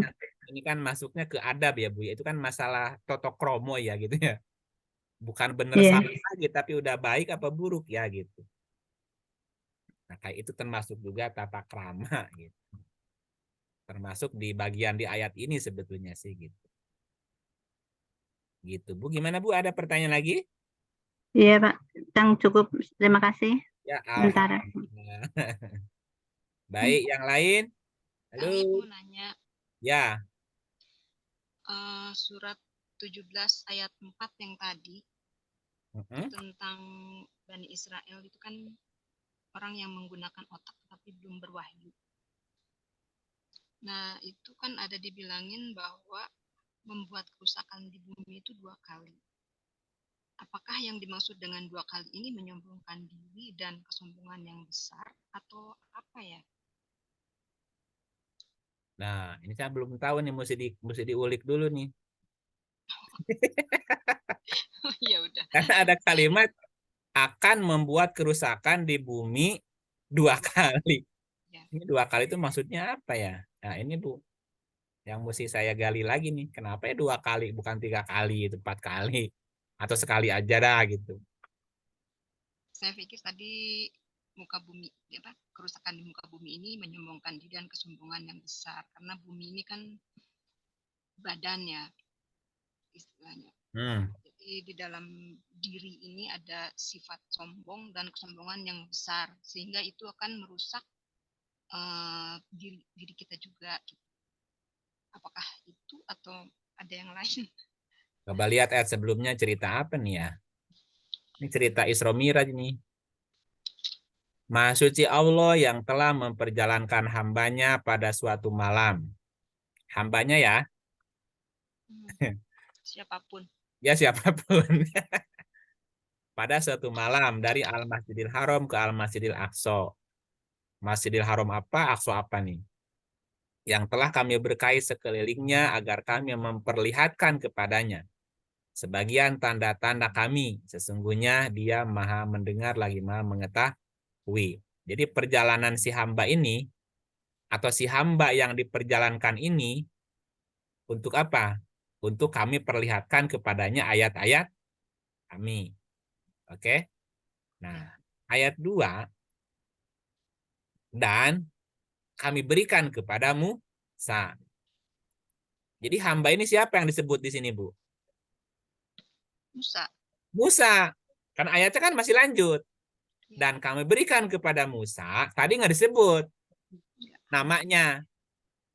Berarti hamba yang diperjalankan dari dari Haram ke Aqsa yang diberkahi agar kami perlihatkan ayat-ayat kami itu adalah namanya Musa. Dan kami berikan kepada Musa. Berarti hanya orang-orang yang punya kecerdasan yang akan dapat kesempatan diperjalankan. Melihat tanda-tanda kami. Dan kami berikan kepada Musa Alkitab. Alkitab itu maknanya ketetapan kan? Dan kami jadikan kitab itu ya petunjuk bagi Bani Israel. Berarti Bani Israel juga termasuk gini. Musa itu sebelum diberi kitab juga Bani Israel. Oke, sudah menggunakan potensi otaknya. Cerdas makanya dia. Musa diberi Alkitab. Nah, ketika Musa diberi Alkitab, kitab itu dijadikan petunjuk bagi Bani Israel gitu. Ya, dengan berfirman, jangan kamu mengambil penolong selain aku. Oke. Berarti Musa juga sebelumnya adalah Bani Israel yang diberi kitab. Berarti sudah dapat wahyu kan? Nah, si Alkitab itu juga kami jadikan kitab itu petunjuk bagi Bani Israel. Karena orang cerdas juga harus punya petunjuk bagaimana menggunakan kecerdasan itu. Gitu. Jangan kamu mengambil penolong selain aku. Min duni wakila. Akunya siapa ini? Akunya Allah. Nah, dan kami berikan kepada Musa. Kembali ke si Subhana ini nih. Akunya di sini ya. Oke. Terus. Dan petunjuk bagi Bani Israel. Yaitu anak cucu dari orang-orang yang kami bawa bersama-sama Nuh. Jadi Bani Israel itu juga termasuk anak cucunya Nuh. Nuh kan prihatin. Oke. Jadi selain Bani Israel yang akan diberi petunjuk, makanya nanti dari Bani Israel ada Yahudi. Yahudi itu akan berpetunjuk. Selain Musa yang diberi kitab dan juga Bani Israel yang akan diberi petunjuk, juga anak cucunya Nuh. Jadi orang-orang yang prihatin. Sesungguhnya dia adalah hamba Allah yang banyak bersyukur. Nah, jadi si hamba Allah itu siapa? Nah, kalau lihat ayat 1, Maha Suci Allah yang telah memperjalankan hambanya. Yang disebut di sini siapa hambanya itu? Musa. Terus Bani Israel. Dan anak cucunya Nuh. Ya. Sesungguhnya dia adalah hamba Allah yang banyak bersyukur. Nah, masuk ke 4 kan ceritanya. Dan kami tetapkan terhadap Bani Israel dalam kitab itu, sesungguhnya kamu akan membuat kerusakan di muka bumi 2 kali. 2 kalinya kapan? Eranya Nuh dan eranya Musa. Ya. Kenapa? Karena yang diberi kitab juga anak cucunya Nuh. Itu. Juga anak cucunya Yakub, Bani Israel tadi. Jadi 2 kali itu berarti di 2 episode. Jadi 2 periode gitu. Ya. Dan kamu pasti akan menyombongkan diri dengan kesombongan yang besar. Nah, sehingga kalau kita kembali ke surat pertama Al-Baqarah itu ada cerita Bani Israel. Setelah Adam di ayat 40-nya itu langsung cerita Bani Israil. Nih, coba dibaca dulu, Bu. Bismillahirrahmanirrahim. Surat Al-Baqarah ayat 40. Hai Bani Israel, ingatlah akan nikmatku yang telah aku anugerahkan kepadamu, dan penuhilah janjimu kepadaku. Niscaya aku penuhi janjiku kepadamu, dan hanya kepadakulah kamu harus tunduk. Nah, mengapa ada penekanan ini, Bu? Hai Bani Israel. Dipanggilnya khusus lagi, hai Bani Israel. Ingatlah akan nikmatku yang telah aku anugerahkan kepadamu. Apa nikmat yang telah dianugerahkan kepada Bani Israel, Bu? Kecerdasan. Nah, iya berupa kecerdasan. Nah, kecerdasan itulah yang di ayat 47-nya, coba langsung loncat dulu ke sini ya.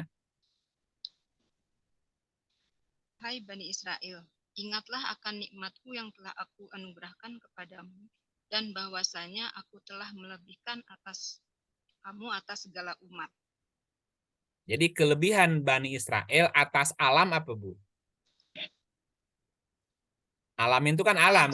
Alam semesta. Ya, alam itu kan flora dan fauna di dalamnya. Nah, yang membuat Bani Israel dilebihkan karena sudah menggunakan potensi kecerdasannya. Sementara alam tidak kan? Ya. Nah, disitulah kenapa dilebihkan gitu. Nah, mundur ke 40 lagi gini ya. Mundur ke 40 lagi. Hai Bani Israel, ingatlah akan nikmatku yang telah aku anugerahkan kepadamu berupa kecerdasan. Terus, dan penuhilah janjimu kepadaku. Berarti ada komitmen yang harus dipenuhi sama Bani Israel. Niscaya aku penuhi janjiku kepadamu. Dan hanya kepadakulah kamu harus takut. Nah, faktanya, kenyataannya, Bani Israel banyak mengingkari janji. Nah, disitulah timbul kerusakan gitu, Bu. Dan kerusakannya disebut 2 kali. Kenapa 2 kali? Karena era Nuh dan eranya Musa. Karena mereka sombong, merasa diri lebih pinter, ya begitu, Bu. Mungkin itu sih jawabannya yang baru ketemu barusan. Yang mesti dibacanya dari itu. Nah, kalau kembali ke 17 tadi ayat 4, ya, ayat berikutnya masih nyambung nggak? Maka apabila datang saat hukum bagi pertama dari kedua kejahatan itu, kami datangkan kepadamu hamba-hamba kami yang mempunyai kekuatan yang besar. Lalu mereka merajalela di kampung-kampung, dan itulah ketetapan yang pasti terlaksana. Nah, ketika mereka membuat kerusakan tadi, nanti akan datang lagi kejahatan yang lain. Apabila datang saat hukuman bagi kejahatan pertama dan yang kedua, kan tadi 2 kali ya? Kami datangkan kepadamu hamba-hamba kami yang mempunyai kekuatan yang besar. Akhirnya terjadi apa? Ya udah saling merusak tuh. Lalu mereka merajalela di kampung-kampung. Maka yang terjadi pertempuran kan? Iya, buat onar. Yang terjadi kan begitu sekarang sampai sekarang faktanya. Antara Israel dan Palestina kan nggak kelar-kelar ujung-ujungnya. Karena masing-masing merasa berhak. Surat 5 ayatnya 60 berapa itu ya? Oh ini nih. Ayatnya, ayat perangnya. Bismillahirrahmanirrahim. Surat Al-Maidah ayat 64. Orang-orang Yahudi berkata, tangan Allah terbelenggu. Sebenarnya tangan merekalah yang dibelenggu, dan merekalah yang dilaknat disebabkan apa yang telah mereka katakan itu. Tetapi kedua-dua tangan Allah terbuka. Dia menafkahkan sebagaimana dia kehendaki. Dan Al-Quran yang diturunkan kepadamu dari Tuhanmu, sungguh-sungguh akan menambah kedurhakaan dan kekafiran bagi kebanyakan di antara mereka. Dan kami telah timbulkan permusuhan dan kebencian di antara mereka sampai hari kiamat. Setiap mereka menyalakan api peperangan, Allah memadamkannya dan mereka berbuat kerusakan di muka bumi, dan Allah tidak menyukai orang-orang yang membuat kerusakan. Sampai kapan permusuhannya, Bu? Sampai hari kiamat. Makanya kisah Musa itu kan ada 30 juz itu ya, jadi terus-terusan. Terus Ya, kisah Musa ada di 30 juz dalam Quran. Ya, ini kan ayat menunjukkan ketika di situ ada kesombongan, nanti ada kesombongan lain terus begitu. ya terus-terusan. Nah, makanya ada orang bertanya, apakah Israel dan Palestina akan bisa berdamai? Kalau lihat ayat ini, Enggak mungkin. nggak ada, sampai hari kiamat juga. Itu masih sampel aja bagi manusia. Sampel bahwa ada dua kubu yang terus akan bermusuhan dan saling bela terus kan. Itu kan saling kayak film Saling mengklaim. kayak film India, Bu. Musuhannya akan turun temurun gitu. Itu anaknya Palestina dendam, bapaknya mati terbunuh, nanti anaknya Israel juga dendam, bapaknya itu saling itu terus gitu. Terus-terusan. Ini ayatnya mesti bisa dianulir nggak ya ayat ini ya? Mungkin. Ini ayatnya bisa dianulir nggak ya? Dicabut gitu. Ini udah turun si ayatnya. Iya, tidak mungkin. Di ayat lain nggak? Misalnya mereka sadar bahwa kita jangan jadi contoh. Namun sebagian kan nggak semua punya pikiran seperti yang sekarang kan, ngikutin Ya. nenek moyangnya. Gitu. Tapi Ya. ada sebagian juga yang berpikir. Makanya orang-orang yang sadar itu mereka nggak tinggal di situ, Bu. Malah dia yang pindah ya, bukan memperbaiki. Nanti dapatnya Yang ke Amerika. jadi mereka bisa tidak lagi bermusuhan, tapi mereka pindah gitu, Pindah bukan di situ lokasi. tempatnya. Karena minoritas di situ ya. Coba lihat ayat ini. Iya. Suratnya surat 475. Surat An-Nisa ayat 75. Mengapa kamu tidak mau berperang di jalan Allah dan orang-orang yang lemah, baik laki-laki, wanita-wanita maupun anak-anak yang semuanya berdoa.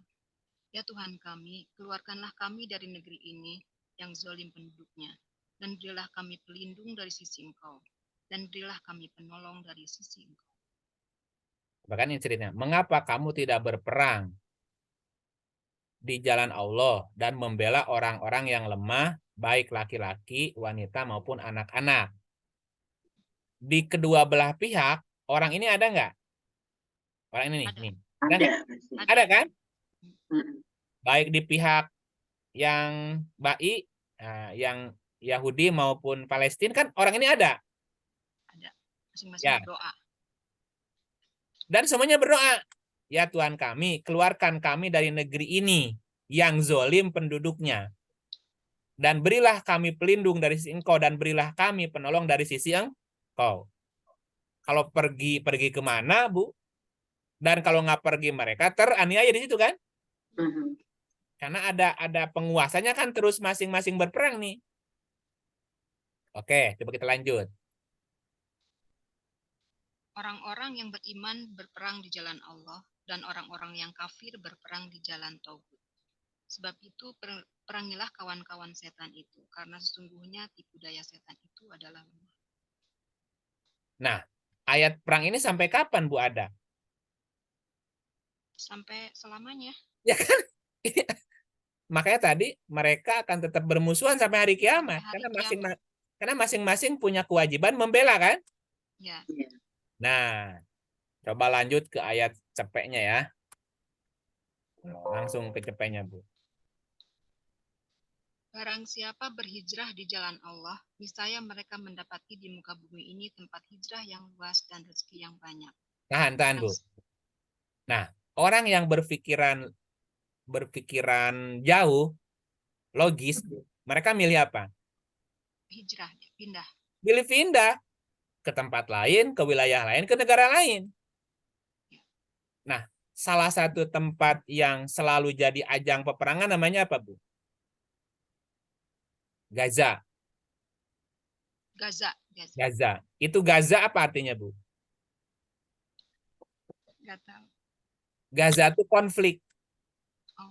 konflik atau perang dari kata gozwah. Gozawa itu kan artinya Tempat perang. emang itu tempat perang. Kalau mau perang ya jangan ada di situ. Hmm. Art, nama tempatnya aja adalah wilayah perang, Bu. Gozwah itu kan pernah dengar istilah Gozwatul Fikri gitu. Perang pemikiran. Karena Gozawa itu artinya Opini. iya, perang opini. Nah, Gozwa itu kan dia perang, Bu. Nama tempatnya aja adalah Gozwah, Gaza. Gaza tuh tempat berperang gitu. Perang. Ya kalau nggak mau perang, ya jangan di situ. Makanya banyak Yahudi yang akhirnya kan hijrah kan, pindah ke Amerika, ke Australia, ke Indonesia, kemana. Dan mereka kan di tempat itu nggak perang. Ya. Mereka lebih maju kan. Megang banget Dan itu. mereka bersahabat juga. Iya, karena bukan di Gaza posisinya. Ketika mereka balik ke sana, ya perang lagi. Atau kalau ada orang yang balik ke sana, ya untuk berperang gitu, Bu. Sampai sini oke? Dan doanya jelas kan, keluarkanlah kami dari. Jadi memang mereka mendingan ngalah pergi. Iya, makanya Ya, itu kan dua-duanya. mereka gini kan, tapi mereka kan nggak tahu jalan. Mm-mm. Keluarkan kami, cuman gimana keluarnya? Terus kalau keluar kemana keluarnya kan nggak tahu tuh. Susah Makanya juga mereka minta keluar. berilah kami pelindung. Kalaupun pergi keluar, keluarnya kemana? Ada yang melindungi kami, bisa hidup gitu layak. Nah itu yang apa namanya butuh bukan nego apa kok kalau bangsa dan bangsa itu istilahnya tuh diplomasi kan, Suaka. suaka gitu kan dan seterusnya. Bisa nggak menjadi WNA di tempat lain kan gitu. Nah balik ke cepetnya tadi nih, coba lanjutin. Barang siapa? Barang siapa berhijrah di jalan Allah, niscaya mereka mendapati di muka bumi ini tempat hijrah yang luas dan rezeki yang banyak. Barang siapa keluar dari rumahnya dengan maksud berhijrah kepada Allah dan Rasul-Nya, kemudian kematian menimpanya, maka sungguh telah tetap pahalanya di sisi Allah. Dan adalah Allah Maha Pengampun lagi Maha Penyayang. Ya, mau tetap berada di wilayah konflik atau pindah dari wilayah itu. Dengan pindah. Nah gitu. Selama mereka di situ ya tetap akan rebutan, Bu. Karena wilayah itu namanya wilayah perang. Wilayah Gozwah tadi. Gozwah itu Gaza. Gaza itu dari kata Gozawa, artinya perang, Bu. Ya gitulah. Udah tahu itu. Bisa gini, udah tahu tempat itu tempat latihan perang. Kita tinggal di situ gimana? Ikutan jadinya. Ya ketembak lah. Kalau nggak ikut perang ya ketembak. Saya nggak mau perang, jangan tinggal di situ. Emang itu mah sampel aja. Ada wilayah memang wilayah perang gitu, misalnya gitu. Maka dikasih namanya Gaza atau Gozwa gitu. Tapi malah ada orang-orang dari negara lain yang berduyun-duyun ke sana mau perang. Ya silakan. Yang saya dengar begitu. Saya baca. Iya kan orang ke sana mau ngapain? Perang. Kan mau perang. Nah, sementara coba lihat yang 464. 5. Berapa tadi? 5. 64. Allah menghendaki apa? Allah menghendaki apa, Bu? Allah memadamkan. Allah memadamkan. Setiap mereka menyalakan api peperangan, Allah memadamkannya. Tapi mereka membuat kerusakan, nyala lagi apinya. Ada orang sengaja pergi ke sana untuk perang. Loh, gimana ceritanya nih? Justru orang sana aja pengen keluar, menghindari perang. Ya. Jahulah. Gimana? Iya. Wah, ini kita mesti berjihad, mesti membela saudara kita. Saudara yang mana? Ya kan? Salah berpikir. Nah, gitu. Makanya dalam di surat 17:36 itu jangan kamu mengikuti sesuatu tanpa ilmu. Ayatnya di ayatnya saja orang penduduk sana aja pengen keluar dari tempat itu, hanya nggak tahu gimana caranya keluar. Karena wilayah itu wilayah konflik, wilayah peperangan. Yang udah di negeri aman pengen ke sono pengen perang. Itu masih mending. Udah pulang dari sana bawa ke sini pengen perang di sini. Iya Kan lebih benar kacau benar. lagi bawa api permusuhan dari sana ke sini jadinya. Pakai bendera. Pakai benderanya lagi, bawa benderanya gitu. Iya Sementara benar penduduknya benar. sendiri banyak yang tersiksa. Padahal tadi ayatnya gimana? Perangnya melawan apa? Surat 475 tadi. Coba lihat ayatnya. Mengapa kamu tidak berperang di jalan Allah dan membela orang? Kan perangnya di sini apa? Ini orang lemah diapain nih? Bukan Iya. dibantai orang lemahnya. Di sini masih banyak orang lemah. Nah, jadi perangnya di sini membela orang lemah, membela para wanita, membela anak-anak yang semuanya berdoa. Kan masih banyak fakir miskin, anak yatim yang butuh apa bantuan. Ya itu perangnya itu Di membela. sini. Iya Di di sini tuh sini. perangnya di sini itu membela, membantu Iya. orang-orang yang lemah gitu loh. Iya, iya. Gitu, bukan pulang dari sana ngajak perang di sini, bukan. Perangnya di sini bagaimana kita menyelamatkan, membantu orang yang lemah, mau laki, mau perempuan, mau anak gitulah seterusnya. Di sini nggak perlu ke Supaya sana. keluar dari kondisi teraniaya itu gitu. Bukan perang pakai senjata. Iya, iya. Perangnya melawan kemiskinan, melawan kebodohan. Iya, iya. Gitu. Oke. Ya. Siap. Ya, terima kasih Kang. Nah, jadi kalau diurut dari awal, ada orang yang ditinggikan derajatnya. Siapa? Orang yang beriman dan berilmu. Beriman dan berilmu. Siapa yang lebih tinggi derajatnya dari orang beriman dan berilmu?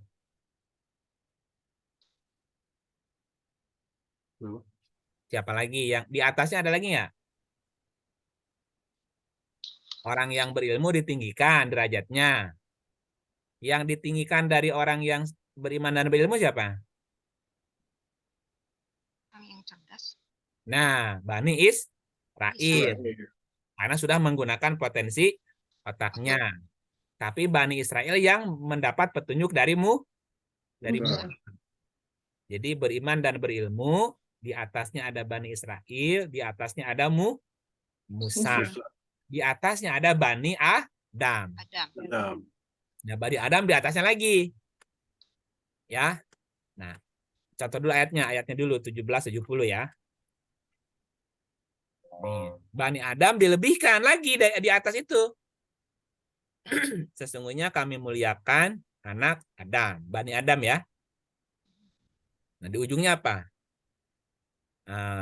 Dan kami lebihkan mereka dengan kelebihan sempurna atas kebanyakan makhluk yang telah kami ciptakan. Kalau Bani Israel dilebihkannya dari alam. Alam. Bani Adam dilebihkan dari semua makhluk. Berarti sudah menuju ke sosok manusia kan? Ya. Nah, pertanyaannya ada nggak yang dimuliakan lebih dari Bani Adam? Ada? Nabi Muhammad. Coba lihat ayatnya. 27-15. 27-15. Oh iya, Daud. Saya Iya, masih. Surat 27 An-Naml ayat 15. Dan sesungguhnya kami telah memberi ilmu kepada Daud dan Sulaiman. Dan keduanya mengucapkan segala puji bagi Allah yang melebihkan kami dari kebanyakan hamba-hambanya yang beriman. Jadi ada nggak yang lebih tinggi lagi dari orang beriman? Ya. Siapa? Daud dan Sulaiman. Sulaiman. Ya. Yang ulet dan yang ulet, kerja keras, dan dia tidak pernah merasa puas dengan satu hal. Lebih tinggi lagi. Penasaran, baca lagi tulis. Ya. Nah, ada nggak yang lebih lagi dari Daud Sulaiman, Bu? Ayo. Ada nggak? Muhammad. Ya, coba lihat ayatnya. 38-44.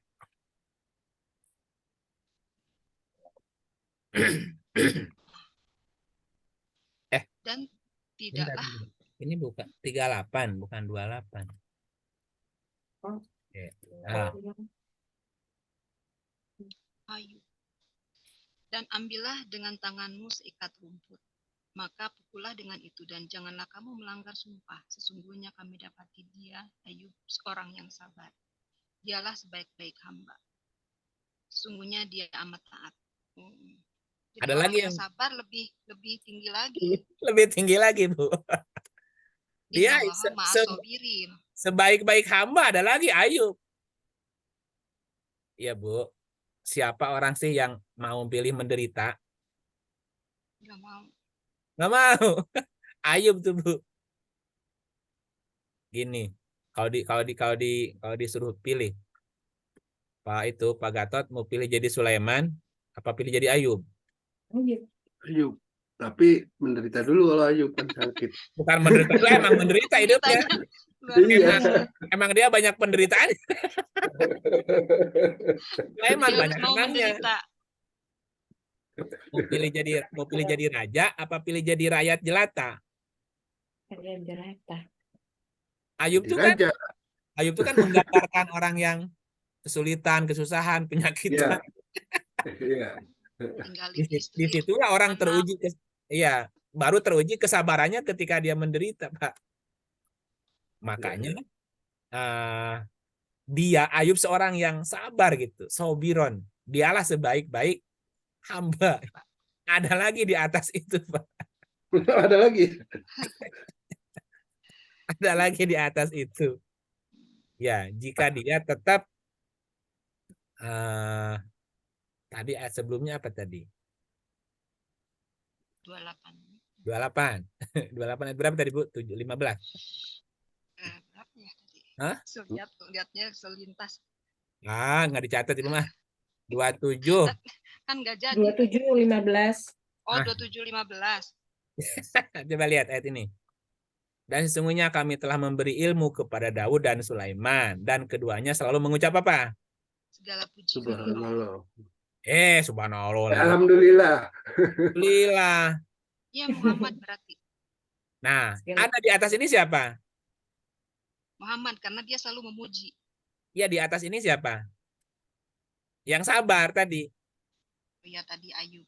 Ya, jadi ada yang lebih tinggi dari Daud Sulaiman. Dia alhamdulillah ketika menderita. Menderita. Oh, Ayub. Ya, kalau orang dapat anugerah, Pak, Daud Sulaiman kan diberikan kerajaan, Pak. Iya. Wajar nggak dia berkata alhamdulillah? Wajar. Iya. Iya.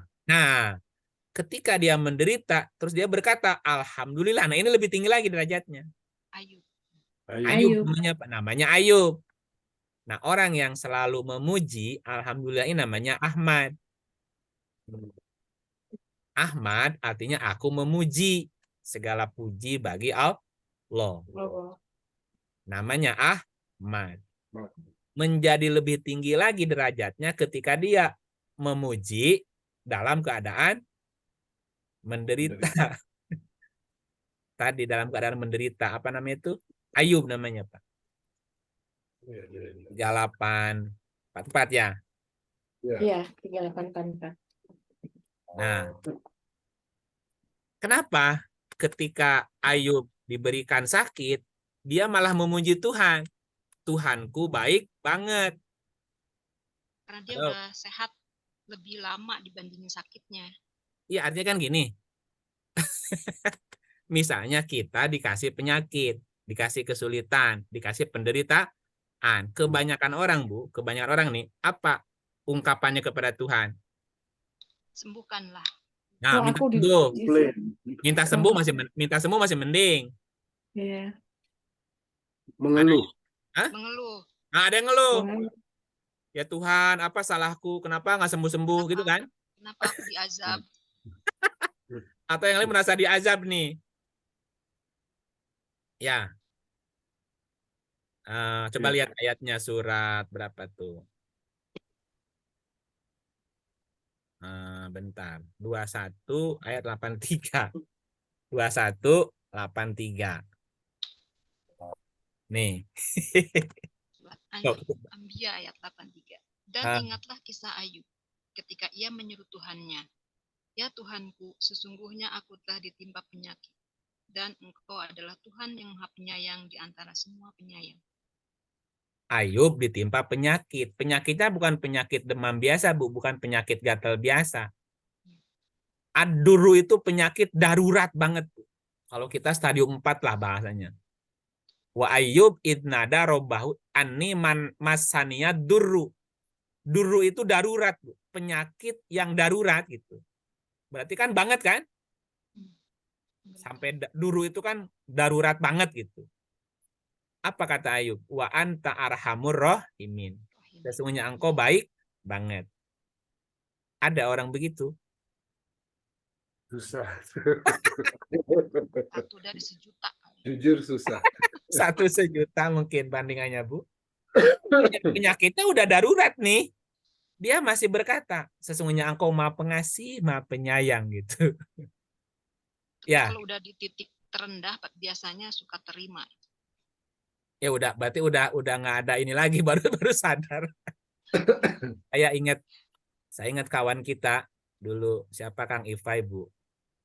Kan setelah saya bisa melewati 21 hari karantina tuh yang COVID kemarin kan. Nah, setelah pulih hari ketiga saya ditelepon sama Kang Ifai itu, Bu. Kang, alhamdulillah katanya. Saya dapat kasih sayang Tuhan.